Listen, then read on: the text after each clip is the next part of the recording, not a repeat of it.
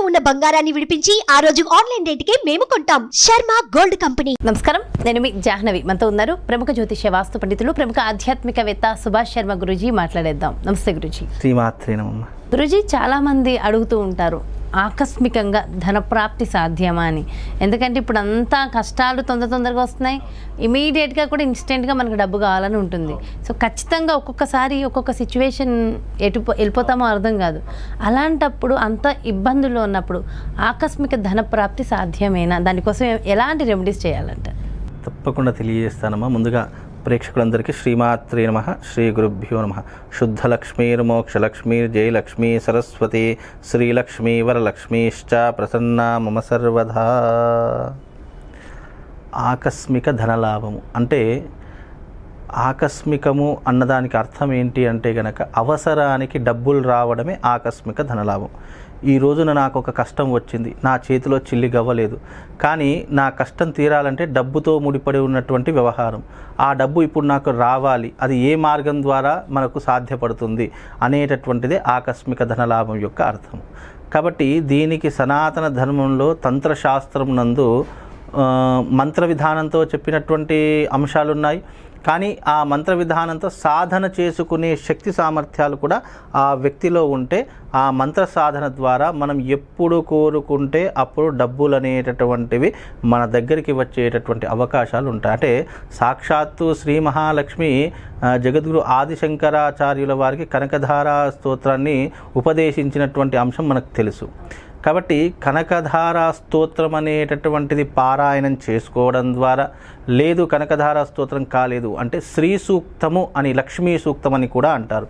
ఈ రెండు విధానాలను గనక ఎవరైనా నిరంతరము గనక సాధన చేసుకుంటే మీరన్నట్టుగా మనకు ఎప్పుడు కోరుకున్న డబ్బు అనేటటువంటిది మన ముందర ఉంటుంది. అంటే కష్టం వస్తుంది అని ప్రకృతి ఎప్పుడైతే మనల్ని ముందుగా పసిగడుతుందో దానికి ముందే నీ దగ్గర డబ్బు తీసుకొచ్చి పెట్టేటటువంటి మహత్తరమైనటువంటి సాధన కనకధారా స్తోత్రము. అంటే డబ్బు లేదు అన్న రోజే రాకుండా చేస్తుంది, రాదమ్మ. ఎందుకంటే సాధన సాధ్యతే సాధ్యం. ఎప్పుడైనా మనం ఏదైనా ఒక యంత్రాన్ని కానీ, ఒక మంత్రాన్ని కానీ, ఒక తంత్రాన్ని కానీ సాధన చేసుకుంటూ వెళితే ఆ మనిషి కాదు, రాదు, లేదు అనేటటువంటి మాటలకు ఉండదు. అక్కడ ఆ మాటలకి ప్లేస్ ఉండదు. కనుక మనకు విపరీతమైనటువంటి డబ్బు రావాలన్నా, మనం అనుకున్నప్పుడు కోరుకున్నప్పుడు డబ్బు మన ముందర ఉండాలన్నా ఆ యొక్క మంత్ర సాధన చేసుకుంటూ వెళ్ళాలి. అంటే బికాజ్ ఇందులో కూడా కొన్ని లూప్హోల్స్ ఉన్నాయి. బికాజ్ మనము అనుకున్నటువంటి కోరిక ఏదైతే ఉందో అది ధర్మబద్ధంగా ఉండాలి, న్యాయబద్ధంగా ఉండాలి, ఇతరులకు ఎవ్వరికి హాని చేయనటువంటి విధానంగా ఉంటేనే ఆ సాధన ఎవ్వరికైనా సాధ్యపడుతుంది. కనుక ఆ సాధన ద్వారా మనం అనుకున్నటువంటి కోరిక నెరవేర్చుకోవచ్చు.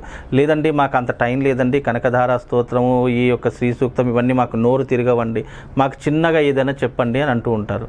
అలాంటప్పుడు మనం ఏం చేయాలి అంటే ఒక పళ్ళెని తీసుకోవాలి. ఆ ఏదైనా సరే, మ్యాక్సిమం రాగిది కానీ ఇత్తడి కానీ చూసుకోండి. ఈ రెండు లేవు అని అంటే కనుక స్టీల్ పళ్ళెమైనా పర్లేదు. స్టీల్ పళ్ళెని తీసుకొని అందులో చక్కగా బియ్యం పోసుకోండి. బియ్యాన్ని నిండుగా పోసుకొని చిన్న మట్టి ప్రమిద తీసుకొని ఆ మట్టి ప్రమిదకు చక్కగా గంధము కుంకుమతో అలంకరణ చేసుకొని దాంట్లో నూనె వత్తులు వేసి ఆ దీపాన్ని వెలిగించుకోండి. వెలిగించుకున్న తరువాత ఆ దీపము ఉన్నటువంటి ప్లేట్ని మన ముందర పెట్టుకోవాలి. పెట్టుకున్న తర్వాత ఓం శ్రీం శ్రియై నమః, ఓం శ్రీం శ్రియై నమః అనేటటువంటి బీజాక్షరాలని మనము నాన్ స్టాప్గా ఎవ్రీడే ఒక టైం దానికంటూ ప్రత్యేకమైనటువంటి టైం కేటాయించుకొని ఆ యొక్క నామాన్ని ఉచ్చరించడం ద్వారా, మీరు అన్నారు కదా ఆకస్మిక ధనలాభం అని, అది ఆకస్మిక ధనలాభం కాదు, ఆ వ్యక్తిని సిరి సంపదలతో ముంచేస్తుంది. అంత విశేషమైనటువంటి మంత్రం. ఈ మంత్రాన్ని ఎవరు ఉపదేశించారు తెలుసా?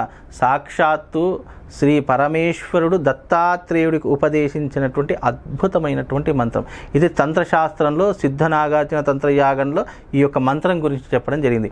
ఓం శ్రీం శ్రియై నమః అనేటటువంటి మంత్రాన్ని కుబేరుడు కూడా ఉపాసన చేసుకున్నాడు, అందుకే అపర కుబేరుడు అయ్యాడు, నవనిధులకు అధిపతి అయ్యాడు. అలాగే ఈ యొక్క మంత్రాన్ని ఒకానొక సమయంలో ఒక బ్రాహ్మడు కూడా వచ్చాడు. ఆ యొక్క బ్రాహ్మణుడు చాలా పేదవాడు, తిందామంటే తిండి లేదు, కట్టుకుందామంటే వస్త్రం లేదు. అలాంటి బ్రాహ్మడికి కూడా ఈ యొక్క మంత్ర ఉపదేశాన్ని తీసుకొని చక్కగా ఆ మంత్రాన్ని ఎవ్రీడే 4 to 5 o'clock, అంటే అప్పుడున్నటువంటి జనరేషన్లో 4 గంటలకు లేచేటటువంటి 4 నుంచి 5 గంటల మధ్య లేచి రెడీ అయిపోయి చక్కగా ఈ మంత్రాన్ని సాధన చేసుకుంటూ అపర కుబేరుడయ్యాడు భూమి మీద. అంటే ఈ మంత్రాన్ని నమ్మి విశ్వాసంతో సాధన చేసుకుంటే ఆకస్మిక ధనలాభము, జీవితంలో ఐశ్వర్యానికి లోటు ఉండదు, సిరి సంపదలు ఎప్పుడూ కూడా వస్తూనే ఉంటాయి. కానీ అవి ఎక్కడి నుంచి వస్తున్నాయి అనేటటువంటిది అమ్మవారికే తెలుస్తుంది. కనుక ఆ మనిషికి ఈ మంత్రం ఉపదేశించినంత కాలం, చదువుకున్నటువంటి కాలం అతనికి ఎప్పుడు కూడా డబ్బులు అనేటటువంటివి రీజనరేట్ అవుతూనే ఉంటాయి. ఇక లోటు అన్న విషయం మాత్రం అసలు ఉండనే ఉండదు, ధనము లోటు అనేటటువంటి. ఇక ఆ ధనం ద్వారా ఇంకోటి మనకు ఎప్పుడైనా జీవితంలో ఒకటి గుర్తుపెట్టుకోవాలండి, ధనం వస్తుంది అని అనుకున్నప్పుడు ఆ ధనంలో కొంత భాగము మనం దానానికి, ధర్మానికి వినియోగిస్తేనే అది రీజనరేట్ ఆటోమేటిక్గా అవుతుంది. చాలామంది ఏం చేస్తారంటే డబ్బులు వస్తున్నాయి కదా, బ్యాంక్లో దాచుకుందాం, దాంట్లో దాచుకుందాము, లేదా ఏదైనా ప్రాపర్టీస్ కొందాము, మనం కోటీశ్వర, ఇలా ఎప్పుడైతే ఆలోచిస్తారో అది ఎప్పటికీ కూడా తరిగేటటువంటి విధానంగా మారిపోతూ ఉంది. కనుక ఎప్పుడైతే మనం దానము, ధర్మము మనకు వచ్చే దాంట్లో, ఇప్పుడు నాకు ఈ రోజున 100 రూపాయలు వచ్చాయి, కనీసం దాంట్లో ఒక 10 రూపాయలు దానం చేస్తే నాకు నష్టం ఏం రాదు, మిగతా 90 రూపాయలతో నేను హ్యాపీగా ఉంటాను. ఒక వ్యక్తికి ఒక 10 కోట్లు వచ్చాయి, అందులో 1,00,000 రూపాయలు దానం కోసమో ధర్మం కోసం వినియోగిస్తే నష్టమేం లేదు కదా. కాబట్టి నేను ఒకటే చెప్తాను, ఎప్పుడైతే మనకు ధనం అనేటటువంటిది అమ్మవారి దయ వల్ల మనకు వస్తుందో అందులో 1% దానం ధర్మం కనుక చేస్తే అది ఇంకా నీకు రీజనరేట్ అవుతూనే ఉంటుంది. ఇక దానికి తరగదు. అంటే మనము అక్షయంలా ఎప్పుడు కూడా నీ దగ్గరికి డబ్బు అనేటటువంటి వస్తూనే ఉంటుంది. కాబట్టి నీకు వీలైతే కనకధారా స్తోత్రం చదువుకో, లేదు అని అంటే కనుక శ్రీ సూక్తం అంటే లక్ష్మీ సూక్తాన్ని పఠించుకో. ఈ రెండూ కావు, ఓం శ్రీం శ్రీయై నమః అనేటటువంటి మంత్రాన్ని నువ్వు ఎవ్రీడే దినం తప్పకుండా నువ్వు ప్రపంచంలో ఎక్కడున్నా సరే నువ్వు ఒక టైం కేటాయించుకో, అదే టైంలో ఆ మంత్ర ఉచ్చారణ జరగాలి. అంటే దీంట్లో మంత్ర ఉచ్చారణకు కూడా ఒక టైం, పర్టికులర్ టైం అనేటటువంటిది ఉంటుంది.